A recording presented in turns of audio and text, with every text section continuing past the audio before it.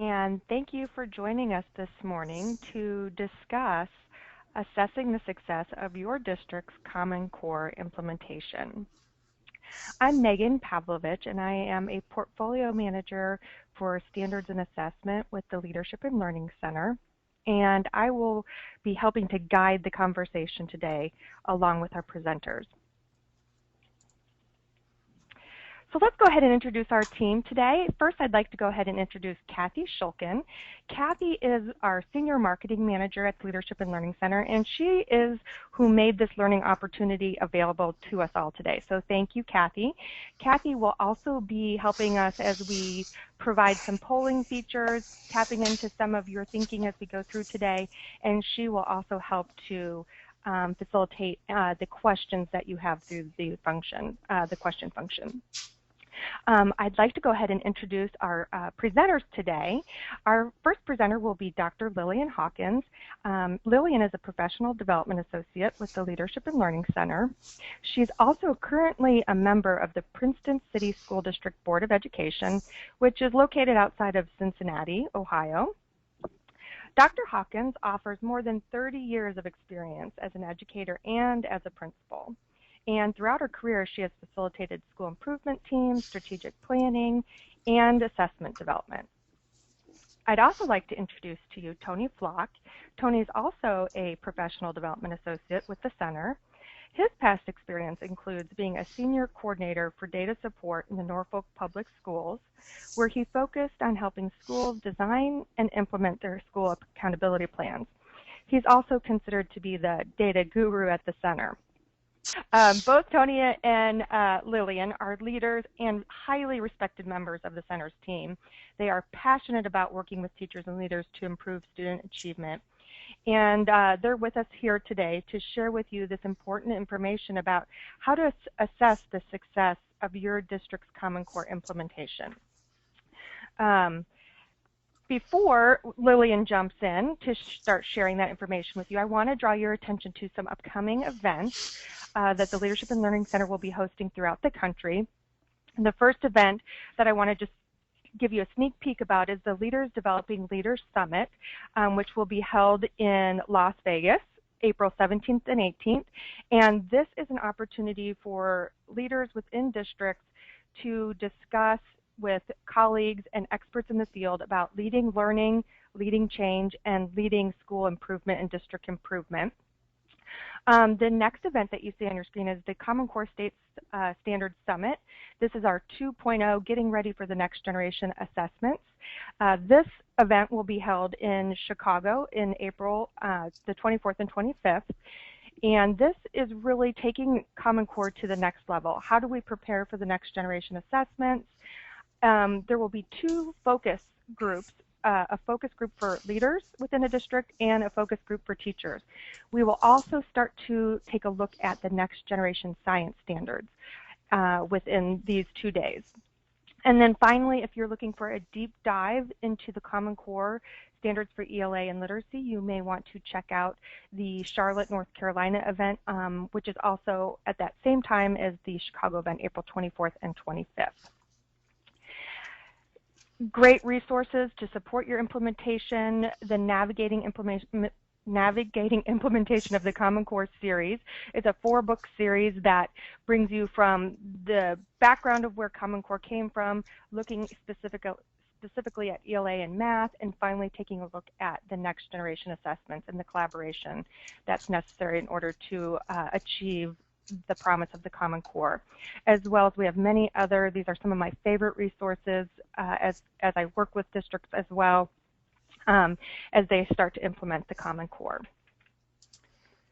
So with that, before we really jump into the meat of our discussion today, we want to have an idea of who's on the line.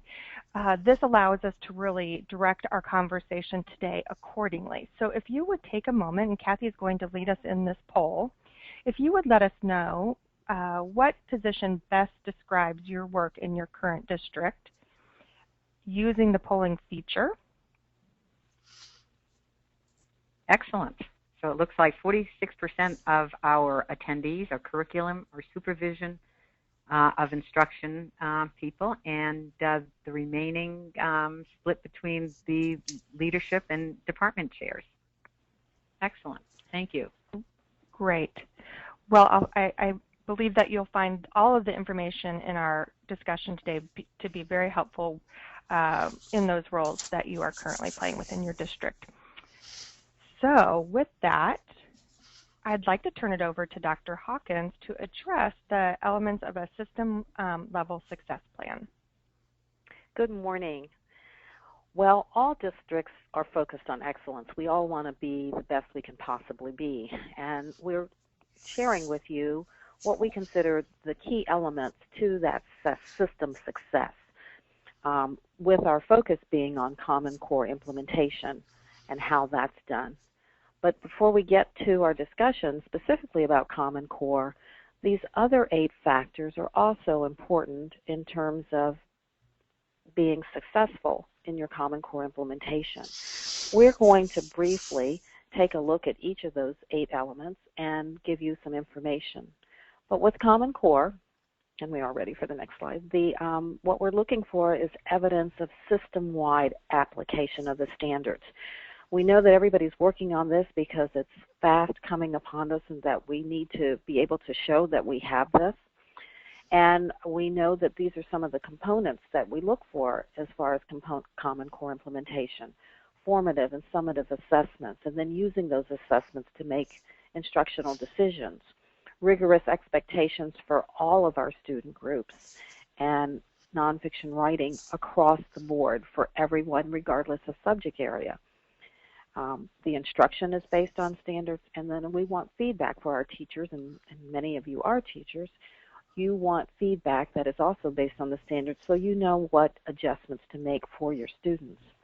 And Lillian, if I may, I wanted to interject that we're talking today about implementing a successful implementation of the Common Core, but all of the elements that you had up on the previous slide, folks, when you go back and download this, please pay attention to all of those things, because Common Core implementation, in order to be successful, we've got to consider all of the pieces of a school system. This has to connect to our vision and mission. We've got to think about the support that we can provide within the system.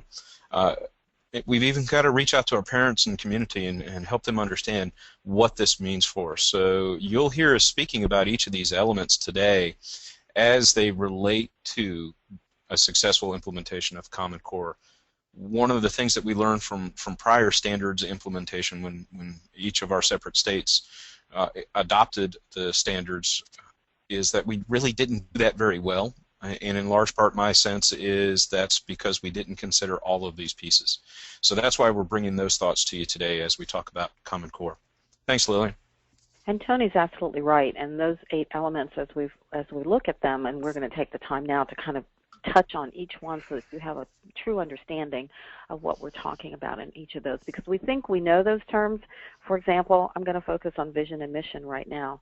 Vision and mission is something that we all talk about. Everybody has one. But what we're looking for, a vision and mission that accurately and supports Common Core implementation, has to have an awareness and a knowledge by everyone in the system. While there are in common vision statements, you hear words like excellence and equity and 21st century skills. Everyone has a vision and mission, but is that vision and mission a memorized statement? Do students know what it is? Do parents know what it is? Do business partners outside of the district, are they also aware of the vision and mission? And more importantly, does the vision and mission drive the decisions that the district leadership makes for instruction and how the district is run? That's one of the features that will help make vision and mission a good support for good Common Core implementation. Tony's going to speak to you about student achievement. As we transition, thanks Lillian, as we transition off the vision and mission, I have to share with you folks my experience as a classroom teacher way back when.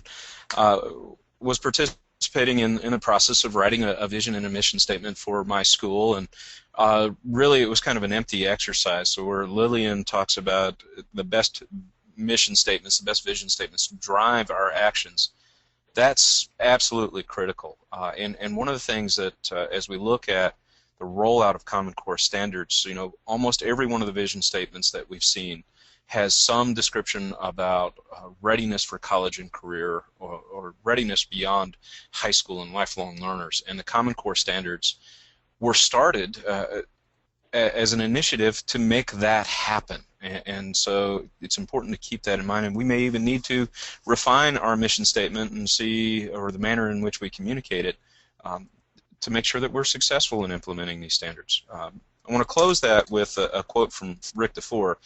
As I mentioned, I participated in kind of an empty practice of writing a vision statement.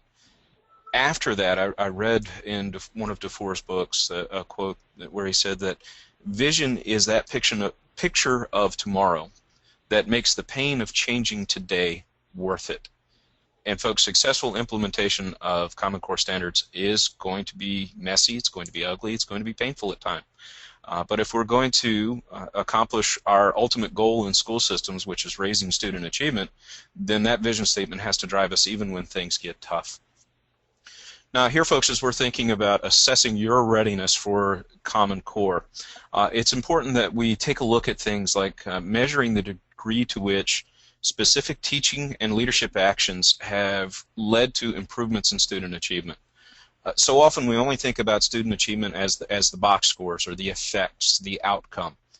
And successful districts are those that link what they get with what they've done. In our language at the center, we call this cause data, which is data related to antecedent actions and conditions, things that precede student achievement. What this means, folks, is that professional development, it has to be implemented in the classroom. And if we look back to where we've been successful, and every district has pockets of success, as we dig into that success, as we conduct a treasure hunt, we have to find out what those successful teachers and administrators have done that contributed to their gains in student achievement, and learn those lessons so that we can apply them to these new, more rigorous, more cognitively demanding standards.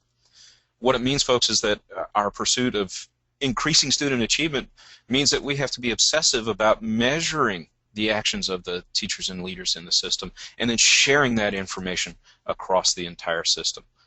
And find those effective math and literacy practices that lead to success in solving problems in real-world context, or synthesizing information from multiple texts, things that our students have never been asked to do before and represent a real challenge. And that leads us to the issue of equity, ladies and gentlemen. It's interesting. I was just reading some research last night on the airplane. When you compare our average middle-class kids to those of students across the world in other countries, in the PISA and the TIMSS and FIMS studies, our middle-class kids are holding their own. The issue is our students of poverty, our students of minority backgrounds are not holding their own, and there's really significant achievement gaps. And so, folks, if we're going to be successful in realizing equity and accomplishing equitable outcomes for our students, there's got to be a clear, consistent, and public commitment to equity. In my former district in Norfolk, Virginia, we had a really simple vision statement. Teaching and learning for all means all.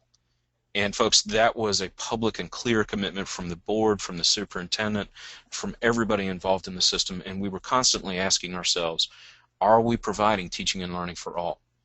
And it's often easy to overlook when we concentrate on our neediest students. It's easy to overlook the needs of those students who are doing well. And so equity isn't just about closing achievement gaps, but it's about raising achievement for all, which means that we really need to provide highly challenging academic opportunities for all students, regardless of their backgrounds. It's important that there are specific, as you're thinking about assessing your readiness in this area, folks, look for specific examples of policy changes or decisive actions by senior leaders, building administrators, and or classroom teachers that have improved equity. One of our most successful high schools in Norfolk, Virginia, was engaged in this process of assessing itself and reflecting on its past practices and past outcomes, and realized that they had a huge enrollment gap in AP and IB courses. So what that meant was they had to go back and take a look at their freshman programs and make sure that they were supporting all students as they transferred into high school, into a new setting, so that they could be ready for those higher level courses. Ladies and gentlemen, that leads us to the need to assess the quality of our instructional program. And so a couple of things to keep in mind here. Those school systems that were most successful in implementing the last round of standards literally became obsessive in taking a look at data from student assessments of students throughout the year, both formative and summative performance data. But what was interesting, folks, is that obsession wasn't just limited to the outcomes. What these most successful districts did, and what you need to look for in your system, are those teachers, those principals, those central office administrators that link specific observations of instructional practice with student outcomes. So that cause and effect relationship that we mentioned earlier. What we're looking for, folks, is evidence of changes in instructional practice, in leadership practice, based on the needs of our kids. It's actually kind of funny. A school that I worked with a while back used the myth of the lemmings to describe their responsiveness to data. That supposedly these lemmings are cute little creatures in the Antarctic that all once a year migrate across the ice and jump off a cliff and into the water. And one of the leaders in the school said, you know what, lemming number 2 has some data. Lemming number 1 is gone, and we don't see him again. So what they said to each other, it kind of became a mantra, was don't become a lemming. If you see that kids are having trouble, let's intervene now. Let's make some changes in their placement. Let's make some changes in their intervention to help them be successful. And again, cannot stress enough the increase in level of rigor that's being presented to us with both the Common Core standards and the assessments. If y'all haven't had the opportunity yet, I urge you to go check out either PARC's website or the Smarter Balanced Assessment Consortium's website and check out their sample assessment items there to get a look at what our kids are going to be asked to do. I have to tell you, I was working with a group of teachers just last week, and we were looking at some of those items at an elementary level. And we, as the supposed experts in the room, were having difficulty determining what would be the best answer. So please take a look at that. What's also critical, folks, what we've noticed from the most successful systems in implementing achievement standards is that they have protocols at the system level for both formal and informal observations. Lillian mentioned earlier feedback. These observations provide relevant, timely, and specific feedback to our teachers, to our principals, to help them improve their performance. When we do that, we see gains in student achievement. And Lillian, please feel free to chime in here, but one of the things that I'm seeing in the field, ladies and gentlemen, is one of the most common challenges that folks are coming to understand is the lack of resources, particularly in the realm of instructional materials. What our clients are finding is that there's a lot of stuff that's got a kind of an addendum attached to it that says, oh, here's the crosswalk from your old standards to the new, and here's where these pieces will align. But in all actuality, they really don't. Lillian, what are you seeing?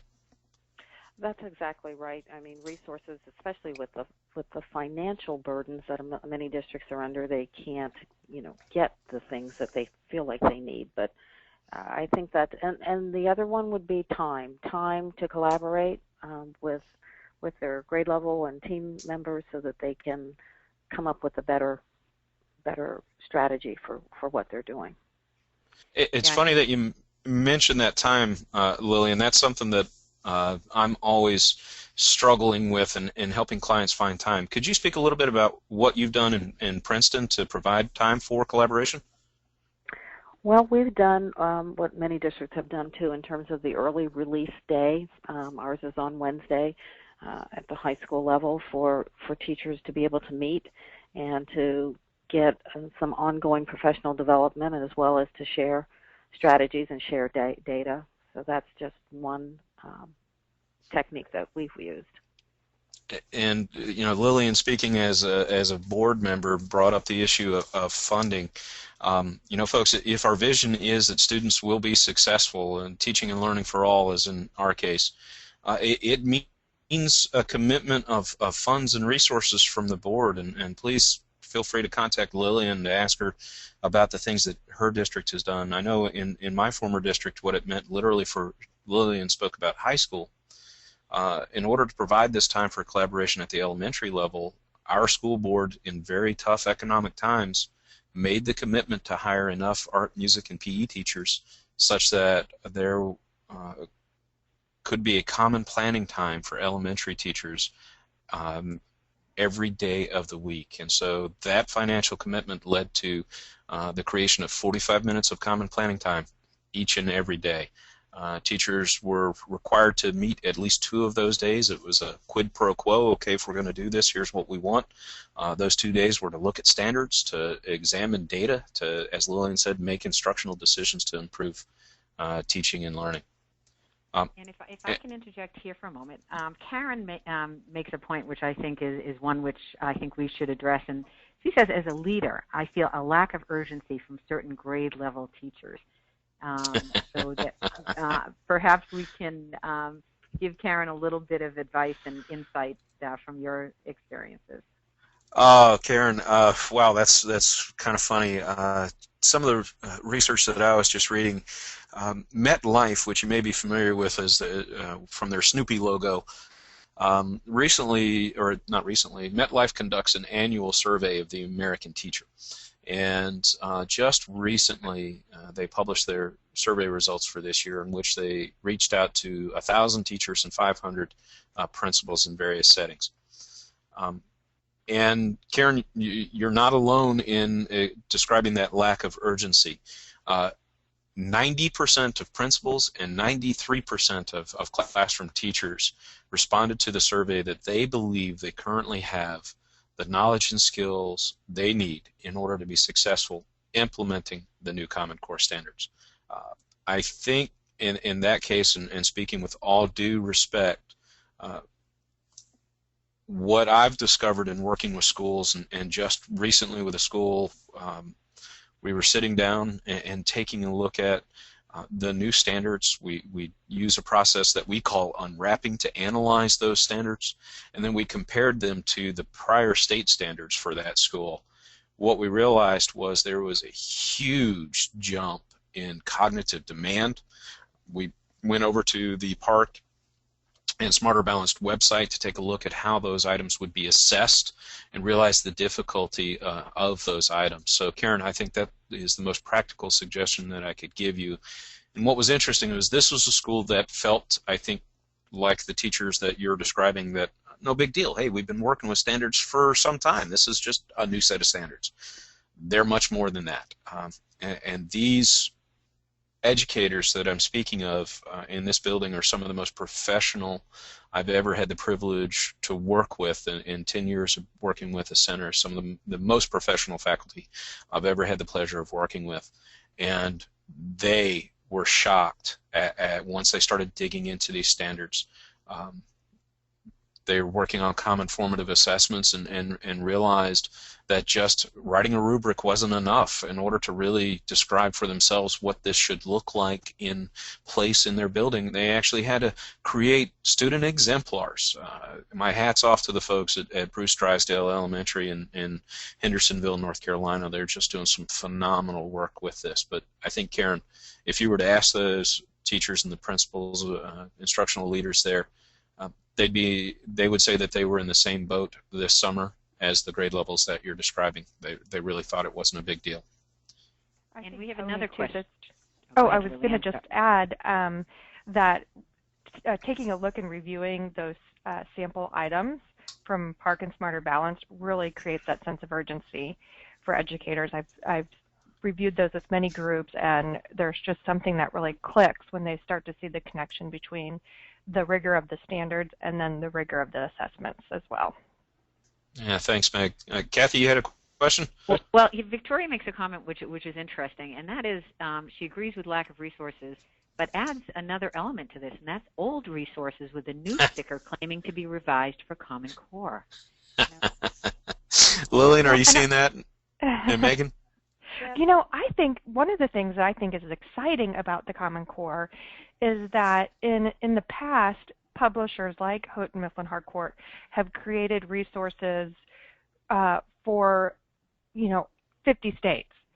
And now they're able to really focus their research and development in providing resources that can really focus and target the Common Core. So I think we're just starting to see many of those resources hit the educational markets, but I do think that, and as time moves a little bit further into the implementation, that we are going to see the benefit of that, whereas many people right now are working to take what they currently used and determine where the gaps are and then fill those gaps. So I see that as a positive down the road, definitely. Well, this is our responses have exploded, and there's a couple more which I'd like to address. And this one is somewhat we have already, but Christopher says one of the biggest challenges is the multifaceted nature of implementation, i.e. teacher evaluation, principal evaluation, curriculum, instruction, data analysis, and ensuring that we are firing on all of these cylinders. It just speaks to the huge challenge that everybody is facing. Christopher, you hit the nail on the head. I live in North Carolina, and my wife is an educator in North Carolina, and the state of North Carolina has a system that they call EVOS, which is essentially looking at... I think we lost Tony. As to which they get gains in student achievement, and many other states, those that are recipients of... am I here? You are here. Hello? We lost you for a moment, Tony. Hello? Tony? Yeah.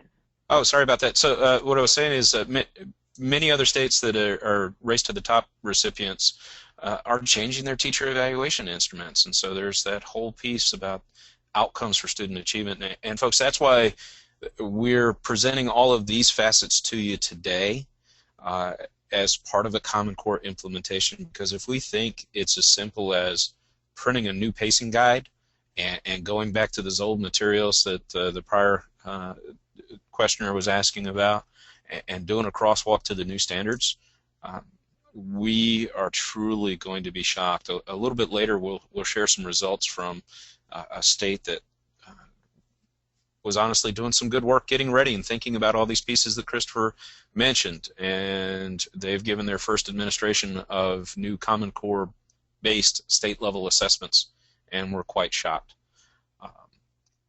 So folks, really what it means is, as part of this, we also have to assess to the degree to which we're ready for change and think about our capacity for change leadership. So Megan, if you wouldn't mind advancing the slide. Thanks. Okay, so as we're thinking about change leadership, folks, what's really interesting, and Christopher's comment, it goes, again, right to the heart of the matter. Change is easy. Implementation is difficult. And so as we're looking at and assessing our readiness for these new standards, it's important to look back through our district's history and find a place where we've successfully implemented some change, any change. It doesn't matter if it's the bloodborne pathogen training or parent outreach, but whatever it was, we have to ask ourselves, why did that change work? So that we can learn from it, generalize those practices over to these new standards. What's really challenging, and again, Christopher's right on point, there's so many moving parts to this that we often fail to communicate how those parts connect. In fact, some recent reading that I did suggested that, I think it was from Peter Senge, suggested that we have a tendency to under-communicate by a factor of 10, maybe as much as 100 or 1,000. And so we have to think about, as we do this, what's the degree to which we can articulate the connection between all of these pieces if we're going to successfully lead change. We've got to look for where we test these changes to measure their impact, improve or refine them as necessary as we go, if we're going to go to scale throughout the whole system. Mike Wasta is a superintendent who has done a lot of this work in his former district in Connecticut, and he became famous for what he called his oops memos. When he was implementing change, he got a group of folks together, stakeholder representatives, made a very thoughtful and deliberate plan, and rolled that plan out, began to implement it, and like so many plans, ran into difficulty as he was implementing it. Mike earned a great deal of credibility by issuing his oops memos, which literally would go out with oops right across the top, and then he'd say, here's what we were trying to do, here's what happened, and here are the adjustments that we're going to make as a result of your feedback. What he never did, though, folks, was back off the change. He validated the feedback, made adjustments as necessary, but kept it moving forward. And I challenge you all to do that in your systems. So think about any of these pieces, connect all the dots, put the best plan in place that you can make, implement it, and then be willing to adjust that plan as you go forward. What's really critical to any successful change, though, folks, is to be relentlessly pursuing short-term wins and celebrating those short-term wins, shouting them from the rooftops, because success is our biggest motivator, whether we're kids or adults. And so when we can help others see where changes that they've made have led to success, and then we publicize that success, absolutely important. That leads us to policy and governance, folks. And Lillian, would you mind sharing? Lillian and I have talked previously about some of the things that her district has done in recognizing success, and then she's going to transition into the board's role in policy and governance. Yes, policy and governance is very important, and especially when you think about your Board of Education, you tend to think of them as the outsiders looking in. But for policy is the main role of a Board of Education. They are to create and monitor and revise policy as it affects the operation of the school district. In addition to that, the Board of Education also has responsibility for hiring and evaluating the superintendent and the treasurer. Our Board of Education consists of 5 members, and we would expect that we have actually student achievement is a standing item on our monthly agenda. And we have a report from how our students are doing and what new strategies are being employed. A good Board of Education with good policy and governance is involved at all levels. We actually have a member serving on various district committees. For example, I am on the Safety and Security Committee. We have someone on the Finance Committee, someone on insurance, someone on construction, as well as someone looking at student achievement. So we expect that there is involvement, and that when policies are written, they are clear, they are consistent, and that the board is also open to divergent and alternative points of view. There must be two-way communication between the board and the district leadership and the community as a whole. So you need to make sure that there's ways that people can communicate with them. The next element we want to look at is systems support. In a district, you need alignment among the systems that are at work so that you don't have systems working in isolation. The 3 key areas that we think about when we talk about systems report are human resources, professional development, and instructional technology. In human resources, we think of hiring, but we want to make sure that the Human Resources Department has policies that are linked to the priority needs of the district so that you are hiring people with the right certifications, that you are getting the right numbers for the students that you need and for their needs.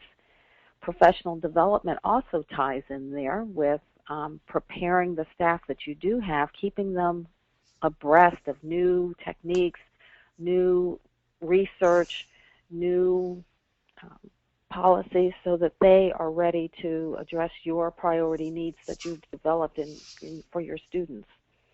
Instructional technology, we all know how important it is. That's a big takeaway for 21st century skills. We think, we've got to have updated computers, etc. And even though you might have every student with a laptop, they need to have the right software. Again, what they have has to be aligned with your vision and mission, has to be aligned with your instructional goals, so that everything works together for your implementation of Common Core, so that you don't have silos of excellence, but you have everyone working together to the common goal. And our last element, Lillian. Sure, go ahead, Tony. Sorry, I'm chuckling to myself as you're talking about that alignment piece. My former district, actually, the curriculum office and the professional development office actually used to offer competing PD. So teachers from one school would go to professional development offered by both of those offices and come back with conflicting ideas about how to proceed. So absolutely right on that need to align all of the pieces of the system. That's a perfect example, and you would be amazed within one district how, like you said, they're offering competing ideas. So everybody's got to get on the same page. That's most important. Absolutely. And so our last element of success that we're looking at is parent and community engagement. We think we get sometimes focused inward as a school district, and we forget about the people out there beyond the school walls. Of course, we think about parents, but you need to also give consideration to the community at large. At Princeton, we hold a partnership breakfast every quarter, and that brings in business people that are around the district. We have McDonald's, Walmart, General Electric, Procter & Gamble, as well as some of the smaller businesses, the Frame and Save place and the furniture stores. And that gives the community a chance to come in and see what's happening inside the walls of the school. We have little workshops where they get to actually talk to students, and this allows them to provide shadowing and intern opportunities for students. It opens the door for them to make funding contributions, to provide incentives and rewards for students, to provide meals for athletic contests, to provide hiring, their expectations for hiring. One of the little mini workshops we had at one of our breakfasts was, what do you want your employees to be able to do when you hire them? What do you want them to look like? What do you want them to act like? And they were meeting with students and sharing that information. So it's really important to, especially, again, when you have taxpayers voting, and not all taxpayers are parents, they want to know what they're getting for their money. So this is a good opportunity to share what's happening inside the school walls, even including going to pick up senior citizens and bringing them into the school for choral concerts or plays. So there's lots of ways. The relationship is very important, and you have to think about how you communicate with them. Newsletters, TV access, lots of ways, just so that the community knows what's going on and that they know that you care about their concerns and that you're trying to make that connection between school and community. Lillian, And folks, I'd like our audience, if we could, perhaps use your question function here and just give us some examples of community involvement that your district may have, so that we just think it would be very interesting to see what each of you may be doing or not doing, or thoughts about it. So if you can use your question function and just give us some examples of where your community is involved with you as a district. Thank you. And folks, keep in mind that what Lillian was speaking to you about, all of these ways of bringing the community into the school system, every time that we interact with them, that gives us the opportunity to educate them about these new standards and what they mean for their kids and what they should be seeing in schools. Lillian described a mini workshop where they're asking, what should you see in your teachers? Same thing here, folks. This gives us an opportunity to share with our parents what they ought to see in their kids' classrooms. School that I mentioned earlier, Bruce Drysdale, again, I'm talking about them a lot because I think they're just doing really great work. But they held some parent nights for individual grade levels where the kids actually asked their parents to do the things that they were doing in their classrooms. And then the kids, these teachers have done a phenomenal job of anchoring students to success. The kids then scored their parents' work and gave them feedback on how they would have done against the standard. Talk about a learning opportunity for those parents and family members who want to know how they can support their kids. It's absolutely phenomenal. And Kathy, we just have a few minutes left, so do you want me to go ahead and move on to Common Core, kind of start to wrap things up? Yeah, if you can, that would be excellent, because we know that everybody will need to go on to whatever is next on their agenda. So thank you, Tony. Yeah, thanks. And folks, thank you for sticking with us. So what we've talked to you today about is the need to connect all of these pieces, as Christopher said earlier. Think about all of these moving parts and the multidimensional nature of change within a school system. This Common Core implementation represents one of the biggest changes that schools have been faced with in a very, very long time. I told you earlier we'd share some data with you, so Megan, if you wouldn't mind flipping to the next slide here. The state of Kentucky is probably one of the first out of the gate in really adopting Common Core and putting some resources in place at the state level to drive change in the districts. They were working on this for 2 years, from the early drafts of the standards and providing sample curriculum, sample lessons, etc. And folks, what you see on the screen here is what happened with the transition from 2011, when they were testing their prior state standards, to 2012, the first year that they assessed math and reading under the Common Core. And this is just at the elementary level, but take a look at the drop in student proficiency from one year to the next. And this is a state that thought they were doing things well and they were working very hard, doing a lot of work. But as Karen mentioned, for some of her teachers, in not all cases is there a sense of urgency about what the change means instructionally for how we move forward. So just want you to think about that as we move to the next slide and start to close things up. You've got to take a look at all of these pieces: system-wide application, what our assessments look like, what our vision and mission might be as we move forward in implementing the process. But folks, we also want you to know that you're not alone as you do this work. We are here to help you. We provide many services and resources that may be of assistance to you as you do this work. And not all of it is for a fee. One of the reasons that I love working for this company is that we have the opportunity to do things like this, free professional development and resources available. So please check out our website, which is www.leadandlearn.com. That'll be posted right at the end, but I wanted to mention it to you here.